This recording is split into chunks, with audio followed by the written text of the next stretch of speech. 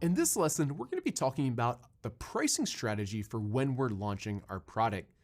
As you guys know by now, the pricing is going to heavily influence our conversion rate, and the conversion rate is going to heavily influence how well our product ranks on Amazon. So this is something that you want to be thinking about when you're launching your product. So when you're thinking of your price, at least at launch, what I like to do is go in there and see what the pricing is for my competitors. For this example, let's take a look at bamboo marshmallow sticks.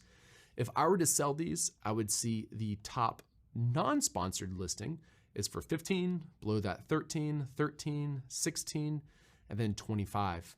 Now, if I was gonna launch bamboo marshmallow sticks, I would want my offer to be very competitive so people would be more likely to choose my product. It looks like the top rated items are priced between $13 and $16. So during my launch period, I would probably list mine for $11 or maybe $12, or maybe even think about doing $10. When you're deciding on your price, a helpful tool for you is using the Jungle Scout profit calculator. In order to access it, you open up Jungle Scout, you click on the net column, and in here, what I'm gonna do is I'm gonna add my product costs. So let's pretend this product cost me $2 to land. And then I can adjust my price to see at what point I would either be at break even or make just a tiny bit of profit. In this initial period, when I'm trying to launch my product and get those initial sales, I'm not worried about maximizing my profit. For the first few weeks or first month, my main concern is getting those initial sales so that I ultimately rank well on Amazon and make money in the long term. So what I could do here is I could adjust my product price, let's say $11.99, to see what my profit would be at that price point. There I would make $1.73, so I might even consider selling this for $10.99, at least for the first few weeks, again, to improve the conversion rate of my listing and ultimately therefore improve my rank. An alternative to just lowering your price on Amazon would be to run a coupon. Now to do that, you go into Seller Central, and underneath advertising is a section called coupons. These coupons are gonna be different than the ones that you're distributing through a deal to help you get those initial sales. Instead, these coupons are actually shown on the Amazon pages. As you can see from some of my previous coupons, they do help you get sales. You can see there's quite a few that have been redeemed here for a significant amount of money in sales. And this is a way to help pull the attention of the customer to your listing.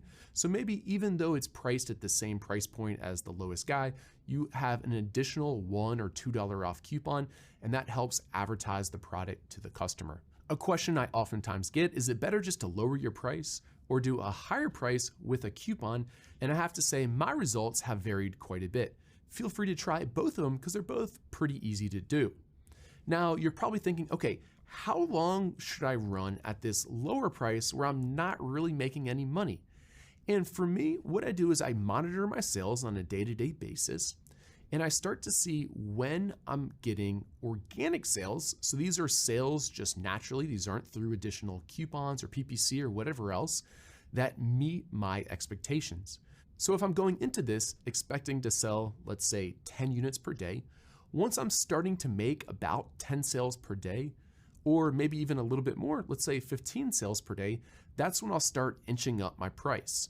So if I started this one at $10.99, after a few weeks, if I'm getting some pretty good sales, maybe I'll increase it to $11.99. And then after a week or two, kind of $12.99, and continue to increase that price until the point where I feel like I'm not making the sales that I expect. So that's about all there is to it when it comes to pricing strategy for launching your product. In the next lesson, we'll get into a very, very popular topic, which is how do I get reviews for my product? I'll see you in there.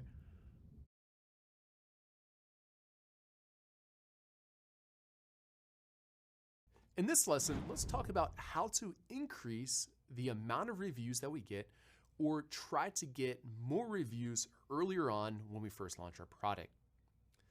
Amazon does have a program to help you with this, which is called the Early Reviewer Program. It typically costs around $75, and what happens is after a customer purchases your product, Amazon sends them a follow-up email saying if they were to leave a review, they'll give them a $1 to $3 Amazon gift card to encourage them to leave a review for your product. In the Amazon community, I get a lot of mixed opinions about this program.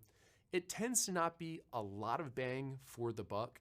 However, for products that I feel like it's really important to get more sales earlier, sometimes I do it. And other times, if I don't feel like it's going to be a problem, then I tend to not use the early reviewer program. Now, even without using this program, I recommend 2 ways to increase the amount of reviews you're getting for your product. Now, keep in mind here that none of these have anything to do with manipulating Amazon or trying to trick them. They are very sophisticated in how they detect reviewer fraud, and I would strongly recommend you play by their rules. You will hear people talk about ways to try to manipulate Amazon's system so they can get around this. However, those people always get caught. I've been selling on Amazon for a long time now, and I've seen all different types of review schemes come and go, and none of them last long term. If you're serious about making this a business, you really do have to obey by Amazon's rules. That being said, the 2 ways that are within Amazon's terms of service that do improve the rate at which you receive reviews are email follow-up campaigns and using a product insert to remind the customer to leave a review. Both of these methods involve the customer already purchasing your product and just reminding them to leave a review. If you don't remind them or don't ask them to leave a review, the typical review rate on Amazon is only around 1%. By adding in follow-up email campaigns and by adding in a product insert into the packaging, we've seen a lot of customers increase this to 2, 3, or even 4%. Now, keep in mind, you still have to make a lot of sales at 4% in order to get reviews. Even at 4%, that means I'd have to make 100 sales just to get 4 reviews. However, for every 100 sales, I'd rather have 4 reviews than just 1 review.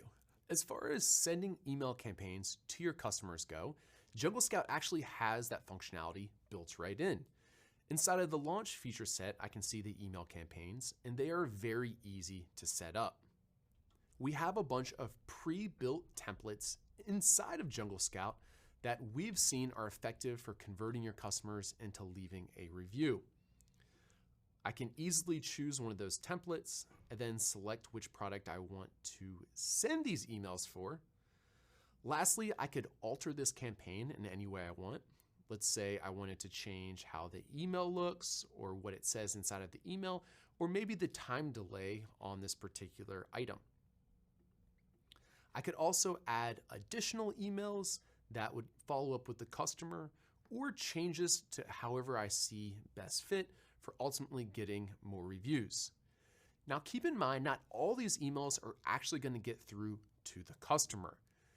Amazon does have a way to opt out of this seller messaging system, and as a result, Amazon will send you an email letting you know that it's been rejected. What happens is a lot of our customers get these emails saying they've been rejected, and they don't think that any of the emails are going through, and that's ultimately not true. What I've found is about 50 or 60% of the emails go through, and the rest end up getting rejected because they've opted out of them. However, getting half of your customers the reminder to leave a review is much better than not giving any of your customers the reminder to leave the review. You hear a lot of sellers complain about this and complain about how hard it is to get reviews now and this and that and the other thing. Just know that these are the best methods for increasing the rate at which you're getting reviews, and don't fall into the trap of trying to do some of these things that are more shady than this. Before wrapping up this lesson, let's talk about the packaging inserts. You've probably seen these if you shop on Amazon a lot. They're typically a little card, maybe about the size of a business card, that simply say, "Would you mind leaving me a review?" or something along those lines. Now, keep in mind here that what's not allowed with any of your communication to the buyer is trying to only ask happy customers to leave reviews.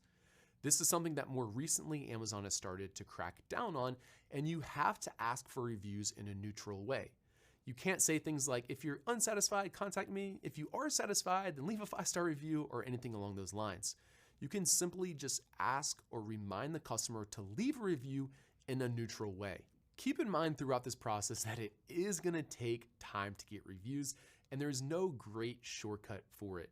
If you follow these tips that we gave throughout this lesson, it'll definitely increase the rate at which you receive reviews, which will ultimately give you that social proof you need to help your listing convert better, which in return makes you rank better and then get more sales. In the next lesson, I'm going to talk a little bit more about what Amazon does and does not like to make sure that you guys don't get in trouble with Amazon.